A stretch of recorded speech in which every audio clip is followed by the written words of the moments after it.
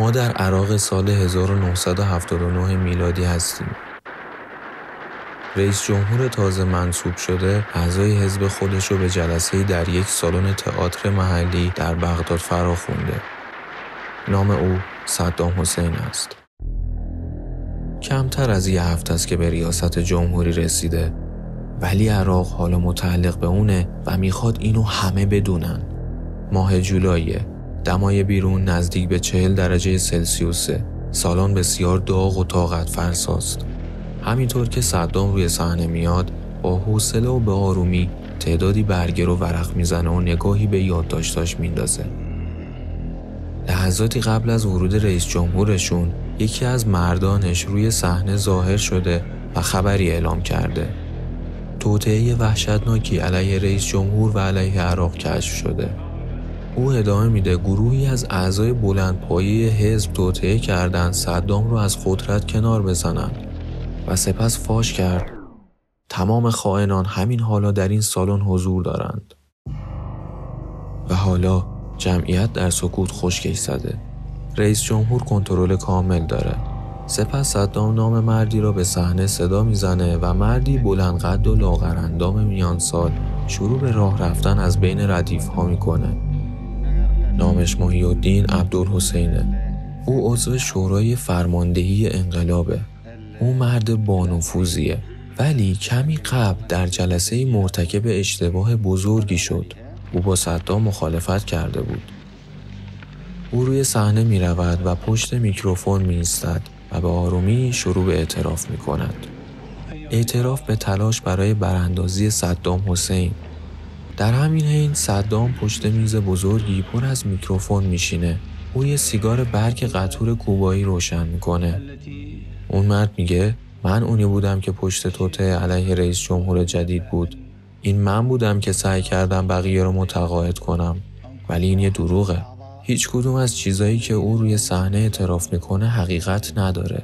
چیزی که حقیقت داره اینه که محی الدین به شدت شکنجه شده بود و بهش گفته بودن اگه روی اون صحنه نره و نگه اون نقشه توطئه علیه صدامو کشیده، شکنجه کننده ها در برابر چشمانش همسرش و دخترش رو مورد آزار قرار خواهند داد.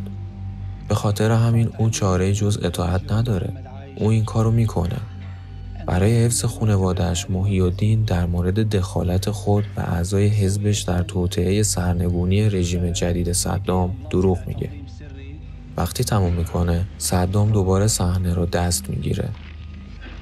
دوباره صدام عجله‌ای نداره. او سیگاری رو روشن میکنه و بعد خطاب به جمعیت میپرسه از چه ابزاری علیه این خائنین باید استفاده کرد؟ شما جوابو میدونید. مکث میکنه و خودش پاسخ میده هیچ راهی جز شمشیر وجود نداره. اعضای وحشت زده سالن ناامیدانه شروع به دست زدن میکنن. چه کار دیگه ای میتونستن بکنن؟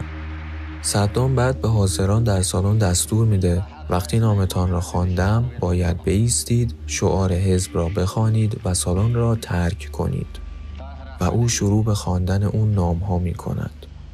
یکی یکی افراد باید از جاشون بلند شن، شعار رو بخونن و بعد به بیرون از سالن برده شن.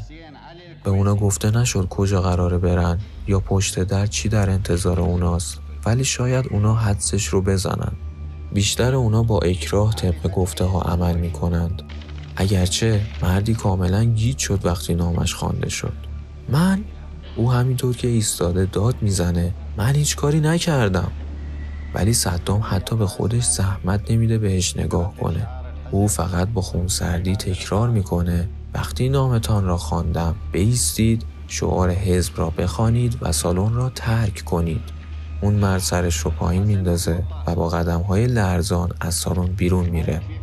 صدام ادامه میده تا وقتی که 68 اسم را نام برد. او لبخند میزنه و از افرادی که در سالن موندن به خاطر وفاداری اونا تشکر میکنه و بعد همه بلند میشن و بار دیگر با احساس آسودگی ناامیدانه‌ای ایستاده تشویق‌های بی‌وقفه‌ای رو شروع میکنن، طوری که بعضیا حتی شروع به گریه میکنن. روی صحنه حتی خود صدام هم اشک نمایشی میریزه.